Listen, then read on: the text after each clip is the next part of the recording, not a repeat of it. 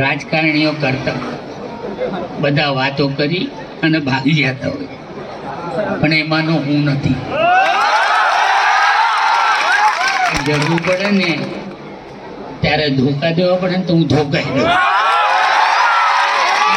કોઈની મને કોઈ મર્યાદા આવતી નથી. આ 22મો સમૂહ લગ્ન અને એમાં 20 લગ્ન, તેમાં કોળી સેનાના પ્રમુખ ભાઈ શ્રી રમેશભાઈ, હરેશભાઈ, ધીરુભાઈ, મહેશભાઈ, તેમજ ગોપાલભાઈ, તેમજ સ્ટેજ પર બિરાજમાન તમામે તમામ આગેવાનો, ઉનાથી વધારે મારી દીકરી દીપુ અને સ્ટેજ પર બિરાજમાન ભાઈ શ્રી કાળુભાઈ.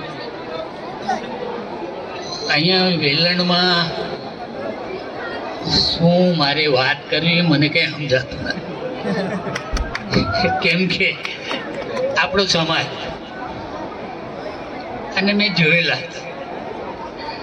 હું તો અહીંયાનો વધારે પરિચયવાળો માણસ છું.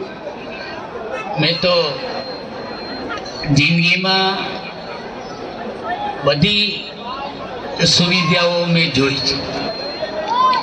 આપણો દુઃખી આત્મા સમાજનો મેં જોયેલો.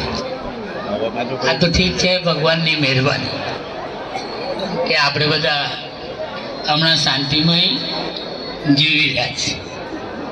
પણ મેં પહેલાં અહીંયાની મેં દશા જોયેલી કે કેવી રીતે આપણો સમાજ રખી અને રખડતો. આજે દિવસો પૂરા થયા, હવે વળતી તમે જીવીતો ખુદ વિષય તો મારે કાંઈ નથી થયું. મારે અહીંયા બહેનો દીકરીઓ બધી બેઠી છે.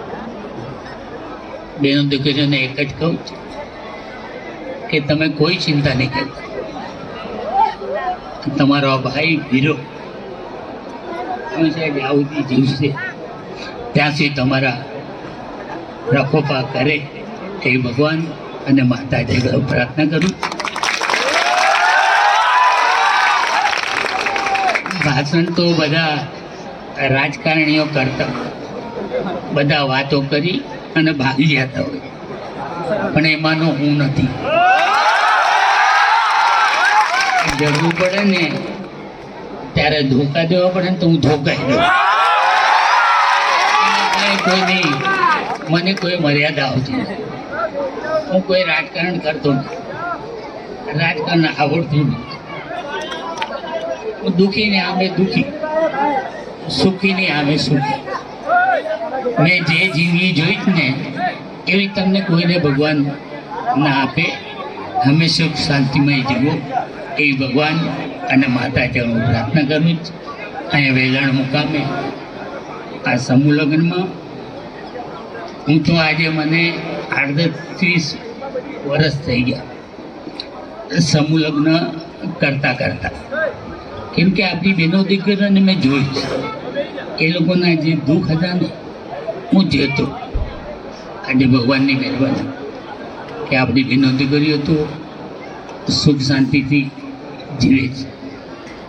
પણ અહીંયા જે દીકરીઓ પરણે છે એના મા બાપને અને એના સસુરાલ મારા તરફથી એક જ નમ્ર અપીલ કે આ દીકરીઓ પરણે જ ને એ તમારી દીકરીઓ, એટલે એને કોઈ દુઃખ નહીં આપતા. મારી દીકરીઓ ઘરેથી જાય ને ત્યારે રડશે, પણ મેં જોયેલું છે. આટલા વર્ષોથી હું કરું જ કામ, પણ મેં કોઈ દી બહેનો દીકરીઓને દુઃખી થતી હોય ને તો હું ન જોયું. કેમ કે આ દિવસો મેં જોયેલા. એટલે આપણા સમાજને ખૂબ ખૂબ ભગવાન આગળ વધારે અને બે દીકરીઓના ખૂબ શાંતિમય જીવાડો એ ભગવાન અને માતાજી હું પ્રાર્થના કરું. બાકી તમને કોઈને કાંઈ બી તકલીફ પડે તો પરસોત્તમ સોલંકી જ્યાં સુધી જીવશે ને ત્યાં સુધી તમારા બધાના અહીંયા કોઈ ભાષણો કરવાથી કાંઈ મતલબ નથી, કંઈ કહીને કોઈ મતલબ નથી. અને જ્યારે જરૂર પડે ને ત્યારે ધોકા બી પડવા પડે ને તો પરસોત્તમ સોલંકી પડે. તમે કોઈ ચિંતા નહીં કરતા. આવી જાઓ મારા બંગલે. ભાવનગર રહું, ગાંધીનગર રહું છું, ઉના રહું છું. તમારે શું છે, આવો. અને તમારે અખતરા કરવા હોય ને તો પરસોત્તમ સોલંકીને યાદ કરજો. બધા ભાષણો કરતા હોય પણ અહીંયા માનું નથી, મને નથી આવડતું. કેમ કે રાજકારણ તો બધા કરતા હોય, રાજકારણ કહે.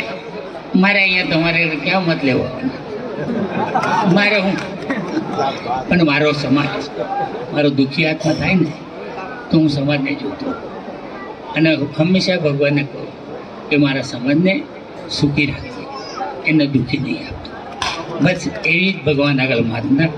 અહીંયા જે દીકરીઓ પરણે તેમને શુભકામના અને ખૂબ તેમની પ્રગતિ આગળ વધે એવી ભગવાન અને માતા હું પ્રાર્થના કરું છું. અહીંયા જે મને બોલાવી અને મને જે માન આપવામાં આવ્યું તેમને બધાને મારા ખૂબ ખૂબ અભિનંદન. આગળ વધો એવી શુભકામના. અસ્તુ. ભારત માતા કી જય. બધાને મારા સીતારામ.